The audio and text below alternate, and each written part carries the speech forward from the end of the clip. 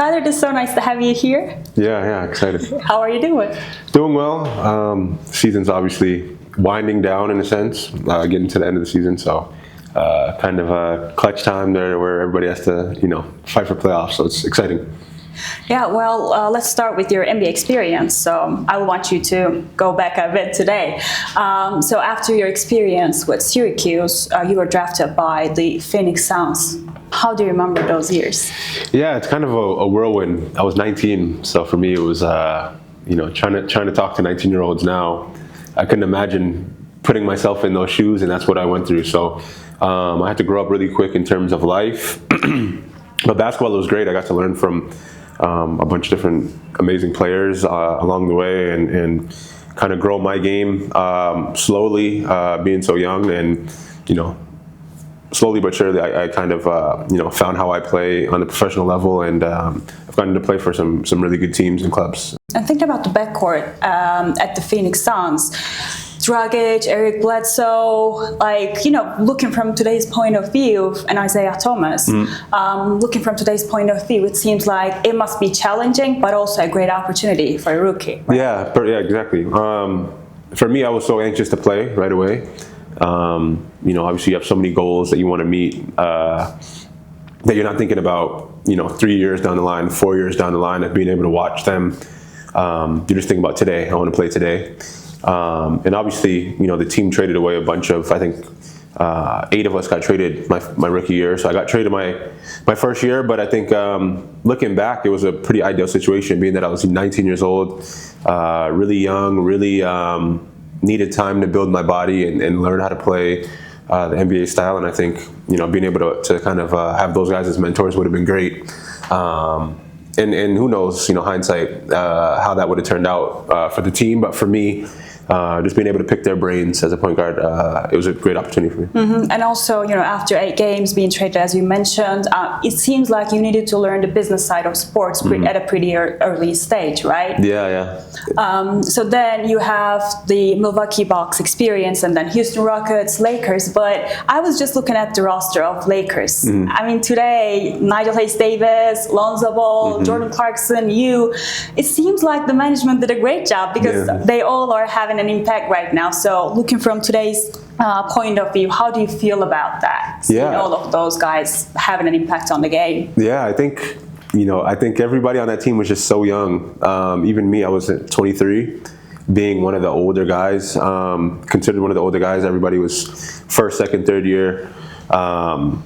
But if you look at that roster now, everybody's established in the NBA or wherever they're playing. So I think they had a great nose for scouting players and seeing potential. And sometimes it just takes time. It's not ideal to have, I think, 12 of us all on the team together. I don't think you're going to win much. Like we didn't win a lot of games that year, but just from the development side, everybody turned into kind of really, really good NBA players in their own aspects. So changing those environments, and then looking back at your career, you really had serious injuries. First one was at Milwaukee, right? Your arm, and then Fenerbahce and Telekom. We know that. Yep. So the mental side, how did you overcome that? Yeah, I was kind of naive in a sense. I know the injuries were serious, but I didn't ask how serious. I didn't ask. What's the worst case scenario? It was just, from day one, I kind of asked what was the checklist of what we had to go through, and from there I just attacked it as, I would attack a season. I think the mental side was tougher with my Achilles, just because I just finished going through a broken leg, recovering, getting healthy, feeling great, and then having to restart. But it just felt like one big rehab. It didn't feel like 2 separate injuries. But I would say family helped me a lot mentally. At that time, I think I had my second daughter, so I was able to kind of take my mind off of the rehab. Once I was finished, I'd go early in the morning, rehab for hours, and go home and kind of detach myself from it. Wasn't watching a lot of basketball games that second rehab as well, just because I wanted to focus on myself. But I really took that as an opportunity to come back better. I didn't want the excuse of people seeing me not be the same player and saying, yeah, well, he tore his Achilles, and make excuses. I wanted to come back better, and I think I was able to do that and get back to playing at a high level. And I think a part of me loves when, I talk about these injuries with people and they had no idea about them, because it just goes to show they can't see the effects of something that serious. Yeah, and if those injuries take something from your game, what would it be? I think, 2 years of not playing, that's a lot of games experience. Who knows what situations I would have been in that I could learn as a point guard. That's the way I think. It's just, as many situations I could be in, the next time I face those situations, I'll be ready for them more. But I don't know. I think athleticism, I think I'm pretty on pace with where I was. It wasn't like I was the most athletic guy beforehand. I would say maybe those first few months of when I get back on court, not feeling as fast or as strong. But I think today, I don't think I'm missing anything, based on those injuries. Mm-hmm. And I want to talk a bit about the technical side of the game, since you mentioned the pace. Mm-hmm. So as I heard from some rookies, that they all say that they've learned a lot from you. Yeah, they do. And imagine you need to, because you read the game very well, you're very strong on that side. So imagine there's a young rookie and you gotta teach him how to run a pick and roll. What kind of secrets would you share? Could you walk us through what reads you make? Well, first I think, just slow down. I think, when you're a rookie, everything's moving so fast in your brain and your body. And that's a bunch of things. Obviously, being physical, you're playing against stronger guys. Whatever, the coach is on you to play faster. I think as you get older, the game slows down a lot. And so for me, a lot of times the game is happening at full speed, but for me, it's really slow. And the reads are a lot more open than they look like when I watch the film. But I also kind of expect a lot of things. For instance, you play a game tomorrow, what the style of the team you're playing is, and you can anticipate it. But for me, my best self is being aggressive and first looking to score, and my natural instinct is to make the right read. But when I go in a game, trying not to make a mistake or trying to pass the ball, I'm not as good. I don't think I'm as effective. But I think when I go in looking to be aggressive, looking to score, I think naturally I'm a playmaker and I make those passes. And I think it just opens the game up for not only myself, but my whole team. So I'd say learn how to be aggressive. To a rookie, I'd say learn how to be aggressive. But being able to pick your spots as a point guard is really important. I was going to ask that because we are seeing that hockey pass, hockey assist moments quite often. So, but how do you balance having the control as a point guard, but also creating for others? Yeah, it's a tough balance, especially when you could score the ball. I feel like I could score a lot more than I do sometimes, but whether you start the game, the first 3 quarters, you might not score a point, especially in Europe with sometimes the score being so low.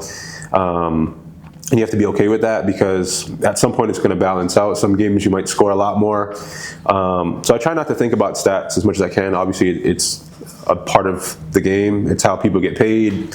But for me, I think if you watch my game instead of just looking at stats, I think you'll appreciate what I bring a little bit more. But balancing is reading the game, how I feel. I feel like, some teams will play me to score and I got to take advantage. And in a game-by-game basis, and it's not, I don't think it'd be possible if I went in looking for certain stats. If I wanted to score 30 points a certain game, I'd probably be able to get it, but I don't think it would help the team or look as good as I would like. And let's talk a bit about the defensive side of the game too. Thinking about your overall career, I feel like, in Syracuse, as we saw on the court, it was more the zone defense. But during the NBA years, you guarded different types of opponents. But Fenerbahce, it was probably a different transition. So thinking about the defensive side of your game, what kind of adjustments you made when you first came to Europe? It was a lot different. I picked up a lot of fouls when I first came over.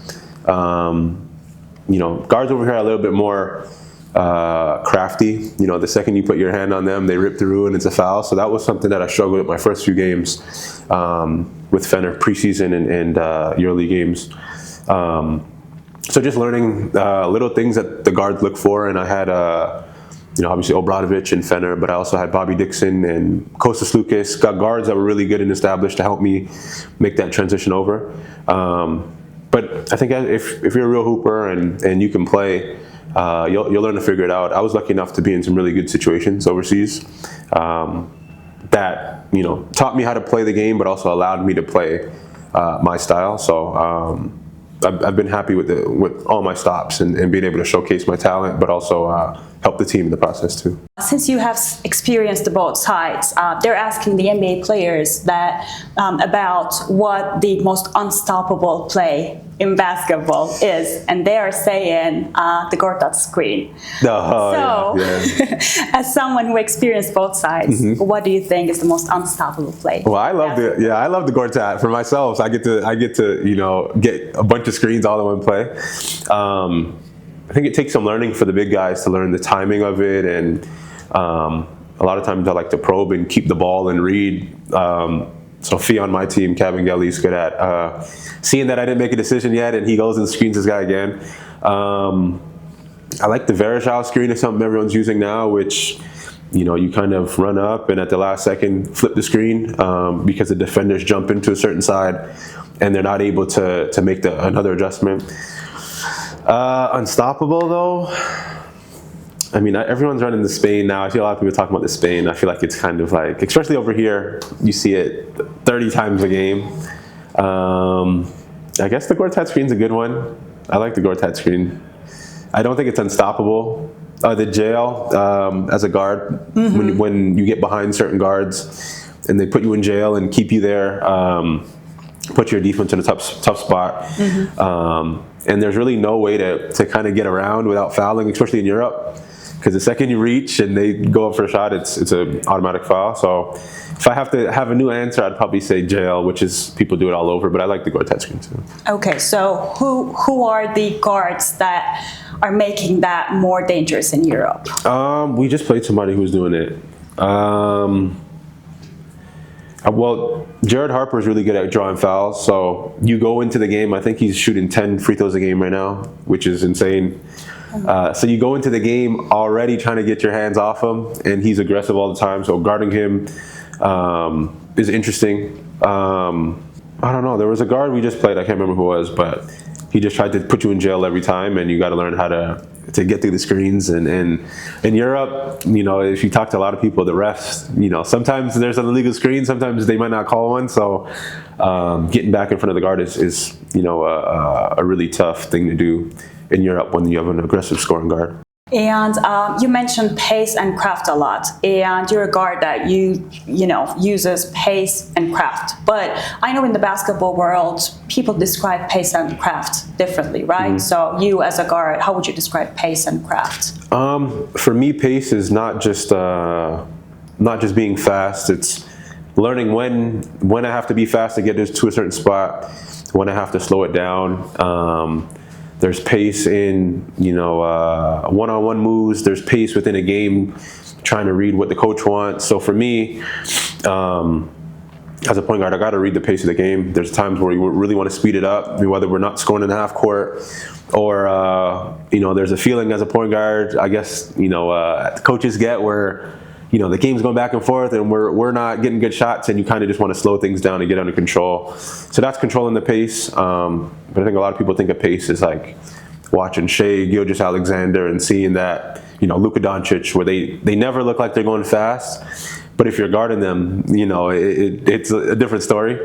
And then craftiness is just, for me, not being the most athletic player, but still being able to get wherever you want. And those two guys are great at just being crafty, using up fakes, ball fakes, jab steps, looking the other way, but just being able to get whatever you want at any point in the game, for me, is being crafty. So that's two things I think I had to do growing up. I wasn't, like I said, really athletic. My athleticism caught up to me probably in college, but I was never considered a John Morant type player, so I had to be crafty and use pace to get where I wanted. I think now it's probably one of my strengths, honestly. Shifting the gears a bit, I was just thinking about your family and your background. Dylan is playing in Euro. Your brother Brandon, he's a trainer, right? He's a coach. And your sister is playing in the NCAA. So is there anyone that is not interested in basketball in your family? Yeah, we're a huge basketball family. It's crazy. We have a group chat. You'll see stats. Really? I have so many siblings. Sometimes my sister has a game. I don't know. It's easier to keep up with Dylan, who's playing in Spain, because the time zone.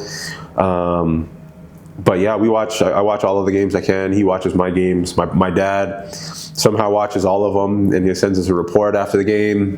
Your dad was a coach, right? My dad was a coach. And he loves learning about Europe and what offense the team was running. So in the games you don't play well, you still gotta talk to him and explain to him. And he has questions about why you did this. But I thought he's done a great job of still being a coach, but also just being a father. So we talk basketball, but mostly we talk about life now. And yeah, everybody's basketball. I have a younger brother who's 9th grade. He's I think going to be the best out of all of us if he continues on the path. So we're working with him. Yeah. And he's lucky to have 2 brothers who play pro right now. So he's able to get pro training, in 9th grade. So hopefully, I'm excited to see his development, and hopefully I can help him a little bit. What is that one childhood memory that puts a smile on your face, but which is also tied up to basketball? Basketball? I remember I was younger than my Dylan and Brandon, my older brothers. I remember when they first allowed me to be on the team. Looking back now, I wasn't on the team. They gave me a jersey and let me sit on the bench. But I was excited. I just wanted to be around. I was always the kid in the gym, and if say 9 players showed up for practice, they needed extra, they'd throw me in. And I'll always just be excited just to play. But my big memories were at home. We had a net. We would wheel it to the curb so it could be 10 feet, and we'd play 2-on-2 in the summer. And I'd lose all the time, being the youngest, and I'd get beat up and throw the ball and show a lot of emotion. And then when I'd get to my games, I'd have no emotion. So my parents always would ask, do you enjoy basketball? Yay. Do you want to play? Are we forcing you? And I think I show more emotion now in these games, because a lot of these games are really intense. But from something my parents thought was a sign of me not wanting to play, ended up being something a lot of people loved about being a point guard, is the fact that I didn't show a lot of emotion. I was even-keeled. So I try to balance it out and show some excitement and enjoy it a little bit more. But a lot of times I was just thinking about the next play. Especially in college, I was a freshman playing. Something great could happen, and I'm thinking, all right, what can we do next? What did coach ask me? So, but yeah, I have a ton of memories. A lot of them involve my brothers and playing against them, and to be honest, losing a lot up until college, where I got to play Dylan, and that was my first win against him, and I held it over him for a few years. So. Love that. Yeah. Well, as we're coming to the end, so you have seen the game from different angles, but what was that one moment that you stopped, you paused, and said, "Okay, this is why I'm doing this job"? As a pro, I think for me the great feeling was when I returned from injuries, and I'd play guys, and a lot of people think they see us talking a lot, especially American guards will whether you know somebody or not, you have a conversation. And now, being this is my 11th year, I'll get a lot of I watched you growing up. I watched your film, or when you were playing for this team, and that feels great, because obviously I'm still playing, but also I'm doing something that people can learn from. So it makes me feel like I'm doing things the right way, and also people just saying, glad to see you back out here, especially after the injuries. You might not think so, but everybody's paying attention to everything, every move that's made in Europe and the NBA. People know.